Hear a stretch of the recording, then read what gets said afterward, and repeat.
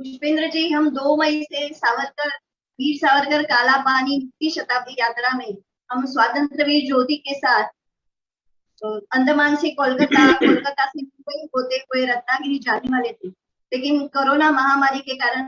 हमें ये यात्रा स्थगित करनी पड़ी। लेकिन शताब्दी पूर्ति पर 2022 में हम शताब्दी पूर्ति यात्रा का आयोजन जरूर करेंगे और हम चाहते हैं कि आप और जो भी संस्था, संगठन, व्यक्ति हमसे इस वर्ष जुड़ चुके थे वो अगले वर्ष भी हमारे साथ होंगे, हमारा पूरा विश्वास। पुष्पेंद्र जी, आप प्रखर हिंदू वक्ता हैं, राजनीतिक विश्लेषक और वरिष्ठ पत्रकार हैं। आपकी वाणी में वह ज्ञान और अध्ययनशीलता है जो हिंदुओं के अनमोल इतिहास और भारत के आक्रांताओं के भूगोल को तथ्यपरकता के साथ प्रस्तुत करती है। पुरानी मस्जिद और बाइबल पर आपका विशेष अध्ययन है और यही कारण है कि विस्तारवादी आक्रांताओं को समृद्धशाली हिंदुओं के बीच के अंदर को आप उदाहरण के साथ प्रस्तुत करते हैं। पत्रकार के रूप में आपने लंबा कार्य किया है। पाकिस्तान में भी अब कई वर्षों तक आपने पत्रकारिता की है और शायद इसीलिए पाकिस्तानियों की मानसिकता की आप बखूबी आपको पहचान है। सावरकर जी के विचारों को अपना मानकर हमने अपना कर हमने बड़ी भूल की है, ऐसा आपका भी मानना है। और इसीलिए हम चाहते हैं कि आप हमें बताएं वीर सावरकर की महत्वता क्या है। लेकिन उसके पहले मैं एक बात बताना चाहती हूँ। ये शताब्दी वर्ष हम मना रहे हैं। एक अच्छी खबर है कि वीर सावरकर के अवमान का प्रयत्न अब हमें स्वीकार्य नहीं होगा। ये हम जोर से कह सकते हैं क्योंकि स्वतंत्रवीर सावरकर पर निराधार टिप्पणी के प्रकरण में एबीपी माझा के माफीनामे के पश्चात अब द वीक भी माफी मांगी है। द वीक ने भी यह वीर सावरकर पर निराधार आरोप लगाने वालों को एक चेतावनी है, ऐसा मैं समझती हूँ। ऐसे लोगों पर कार्रवाई के लिए स्वतंत्रवीर सावरकर राष्ट्रीय स्मारक अब तैयार है। वीर सावरकर के अवमान का प्रयत्न अब स्वीकार्य नहीं होगा। आप इसके बारे में क्या कहना चाहेंगे? और उसके बाद आप जरूर हमें बताइए वीर सावरकर की महत्व। बहुत बहुत धन्यवाद। वीर सावरकर स्मारक के तमाम पदाधिकारी, मंजरी जी, आप, रंजीत जी, तमाम सारे लोग, मैं बड़ा आपका शुक्रगुजार हूं और आपका धन्यवाद देता हूं कि आपने मुझे अपनी इस व्याख्यानमाला का हिस्सा बनाया। और एक ऐसा टॉपिक, एक ऐसा विषय, एक ऐसा महान योद्धा जिसके बारे में इस देश में राजनीतिक स्वार्थों के चलते कब क्या बात कही जाए और कब कौन सी बात को न कहा जाए, ये तमाम राजनीतिक दलों के बीच में एक महान योद्धा जो है वो लगातार इस बात के लिए जद्दोजहद करता रहा कि कैसे उसके इस धरा से जाने के बावजूद भी उसके ऊपर इस तरीके का आरोप, आपेक्ष, इस तरीके की चीजें की जाए ताकि उनका कद छोटा हो जाए। और ये शायद मैं समझता हूं कि ये प्रवृत्ति इसलिए भी होती है कि जो लोग बौने लोग होते हैं, जो चोरी चकारी करके इधर उधर सिफारिश से कुछ पा लेते हैं, उनको हमेशा ऐसे लोगों से डर होता है जिन्होंने अपने जीवन में सब कुछ खो करके अपना एक मुकाम बनाया होता है, और हमेशा वो लोग ऐसे लोगों के सामने अपने आप को बड़ा बौना पाते हैं। लिहाजा सावरकर उस महान आदमी का नाम है। सावरकर वो सोच है जिस सोच की तहत आज तक हमारे देश में राजनीतिक दल वहां तक पहुंच नहीं पाए। लिहाजा सावरकर को अपने स्वार्थों के लिए अपने ऑफिस में लोग इनकी तस्वीर टांग लेते हैं, अपने स्वार्थों के लिए उन्हें छोड़ देते हैं, अपने स्वार्थों के लिए उनका नाम लिया जाता है। लिहाजा ये भारतीय राजनीति की विडंबना है, ये त्रासदी है कि हम जब अपने महापुरुषों को छोटे छोटे राजनीतिक स्वार्थों के लिए इस्तेमाल करते हैं या छोड़ देते हैं, तब जो आने वाली पीढ़ियां होती हैं वो कैसे कंफ्यूज होती हैं, आने वाली पीढ़ियां अपने इतिहास से किस तरह से बेगानी हो जाती हैं, इसका असर हम हिंदुस्तान में देखते हैं। लेकिन जहां से आपने बात शुरू की है, मैं उस बात पे इसलिए ज्यादा जोर देना चाहता हूं कि ये कोई नई बात नहीं है कि राजनीतिक दल जो हैं वो सावरकर के बारे में समय समय पर बहुत ही घटिया और बहुत ही ओछी और बहुत ही निचले स्तर की उनके ऊपर, जिसे कह सकते हैं कि कमेंट करते हैं, उनके ऊपर कोई ना कोई अटैक करने की कोशिश करते हैं। ये एक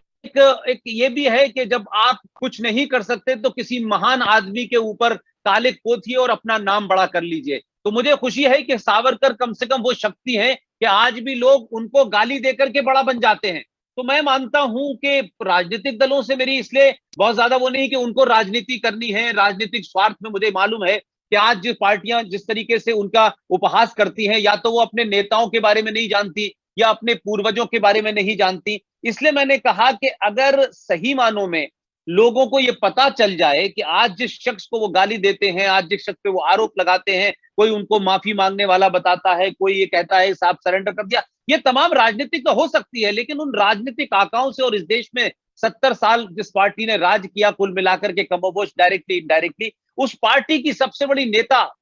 जो सर्वमान्य हैं, जिनको मैं समझता हूं पार्टी लाइन से अलग हटके बहुत लोग उनका समर्थन भी करते हैं, श्रीमती इंदिरा गांधी ने आप ही के वीर सावरकर स्मारक को 20 नवंबर 1980 में पत्र लिख करके सावरकर स्मारक के बारे में और सावरकर जी के बारे में क्या शब्द कहे, यह पूरा देश जानता है। यह हो सकता है उस पार्टी के बौने और छिछले नेता शायद उसको बताने में शर्माते हों, और उसी पार्टी का एक महान विद्वान जो 16 भाषाओं का विद्वान था, भारत का प्रधानमंत्री था, उस प्रधानमंत्री पीवी नरसिम्हा राव ने भी 18 दिसंबर 1992 में आपके जो सावरकर स्मारक है उसमें जो चिट्ठी लिखी है, उसमें सावरकर जी के बारे में जो शब्द इस्तेमाल किए हैं वो शायद उनके जो ये तमाम चेले चपाटे हैं जो आज राजनीति में कूद रहे हैं, उनको नहीं पता है कि इंदिरा गांधी और पीवी नरसिम्हा राव ने सावरकर के बारे में क्या कहा। लेकिन राजनीतिक दलों से ज्यादा मुझे शिकायत इस बात की है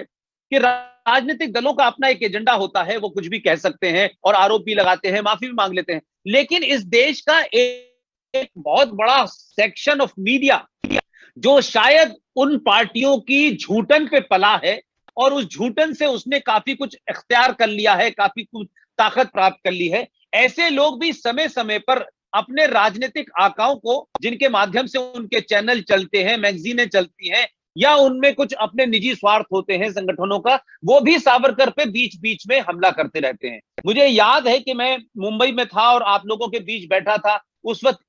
एबीपी माझा करके जो एबीपी का जो मराठी चैनल है, उसने जिस तरीके की भाषा का इस्तेमाल किया और जो आप लोगों ने और मराठी लोगों ने और महाराष्ट्र के लोगों ने एकता दिखाई, वहां उनको माफी मांगनी पड़ी बाकायदा। उस जिस आदमी ने गड़बड़ की थी वो आप लोगों से निजी भी माफी मांगने आया। लेकिन 2016 में भी एक बड़ी प्रतिष्ठित पत्रिका है जो मलयालम मनोरमा जो वहां से छपती है, मलयालम से छपती है, वीक नाम की मैगजीन है, और इसमें हमारे बहुत सारे अच्छे दोस्त भी हैं, इसके एडिटर भी हमारे दोस्त रहे हैं और काफी जो सीनियर लेवल के लोग थे वो भी हमें जानते थे। लेकिन मैं तो आप जानती हैं कि पिछले तीन चार साल से एक्टिव जर्नलिज्म में नहीं हूं। इस बीच में मई 2016 में शायद ये कोई आर्टिकल छापा था और उसमें जिस तरीके की भाषा इस्तेमाल की गई और वो जो कोई उनका जर्नलिस्ट था जिसका नाम निरंजन टकले था, उसने जिस तरह से ये कहा गया कि साहब ए लैम लायोनाइज्ड हीरो टू जीरो, तो ये इस बात को दिखाता है कि पत्रकारिता में भी जो लोग हैं इंडिविजुअल और जो संगठन है वो भी सावरकर से डरते हैं और उनके गैर मौजूदगी में डरते हैं। तो आप सोचिए कि आदमी जब तक जीवित रहता है तो उसके विचार से शायद लोग न डरे, लेकिन जब वो नहीं रहता, जब वो चला जाता है, जब वो दुनिया छोड़ देता है, तो उसका विचार कितना ताकतवर होता है कि उस विचार से भी कुछ लोगों को डर लगता है। लेकिन आप लोगों ने जिस तरीके से एक पूरा बीड़ा उठाया हुआ है कि सावरकर पे जो भी झूठा हमला करेगा, सावरकर के बारे में जो कोई हल्की टिप्पणी करेगा, आप लोग उसे छोड़ेंगे नहीं। मैं समझता हूं कि ये फैसला वीर सावरकर स्मारक के तमाम पदाधिकारियों को मुबारकबाद का मैं मुस्तहिद हैं आप लोग, कि इस तरीके का अगर आप स्टैंड लेंगे तभी लोगों को लगेगा कि सावरकर के ऊपर हम गाली देके बच नहीं सकते, हमें या तो जवाब देना पड़ेगा या माफी मांगनी पड़ेगी या हम पब्लिकली एक्सपोज हो जाएंगे। और इसी कड़ी में जो अभी लेटेस्ट वीक मैगजीन आई है, ये वीक मैगजीन मैंने कल ही अपने अखबार वाले से मंगाई थी कि भाई इस मैगजीन का, क्यों मैं पढ़ता तो हूं नहीं इसको, तो कल मैंने इसको मंगाया तो वो बेचारा देके भी गया और उसने कहा कि साहब आपने जिस पर्पज से मंगाई है वो इसमें है, यानी उसको भी पता था कि क्या पर्पज है जिस पर्पज से मैंने मंगाई है। और इस मैगजीन के अंदर जो इनका एडिटोरियल कॉलम, जहां इनका नाम छपते हैं, जहां इनके पूरे बोर्ड के लोग हैं, एडिटोरियल के नाम छपते हैं, उसके नीचे भी मैंने ये हरे रंग का छापा है कि किस तरीके से इन्होंने सावरकर के बारे में, जो इनका एक करस्पॉन्डेंट था, उसने जिस तरीके की एक स्टोरी की और स्टोरी में जिस तरीके से डिफेम करने की कोशिश की, उनको थोड़ा छोटा दिखाने की कोशिश की, उसके सिलसिले में ये माफी मांगी है। और ये बात मैं सिर्फ इस वक्त आपके बीच में इसलिए साझा नहीं कर रहा हूं, मैं उन करोड़ों लोगों के लिए साझा कर रहा हूं क्योंकि ये रिकॉर्ड पे जाएगा कि देश के तमाम आज के युवा पढ़े लिखे लोग जो अपने आप को न्यूट्रल मानते हैं, जो तथ्यों पे बात करते हैं,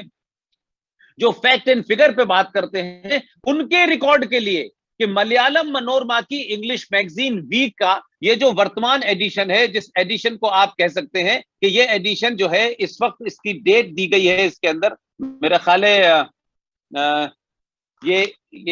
ये है 23 मई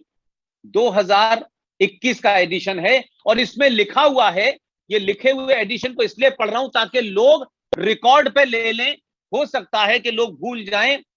an article concerning Vinayak Damodar Savarkar which was published in the week dated January 24, 2016 under the title Lamb Lionized and mentioned in the content page as hero to zero is misunderstood and giving rise to misinterpretation of the high stature of Veer Savarkar. We hold Veer Savarkar in high esteem. If this article has caused any personal hurt to any individual, we the management express our regret and apologies for the such publication. ये record पे लाने के लिए मैंने कहा ताकि आज की जनरेशन को पता चले कि आप पत्थर मार करके भाग जाएंगे, ये 2021 का भारत है, ये वीर सावरकर के विचारों का भारत है। आज वीर सावरकर के विचारों की जो जरूरत है वो पूरा देश समझ रहा है। लिहाजा आज आप सावरकर पे कीचड़ उछाल के भाग नहीं सकते हैं, बल्कि आपको कीचड़ में लिटा के लोग मारेंगे। ये ध्यान रखें।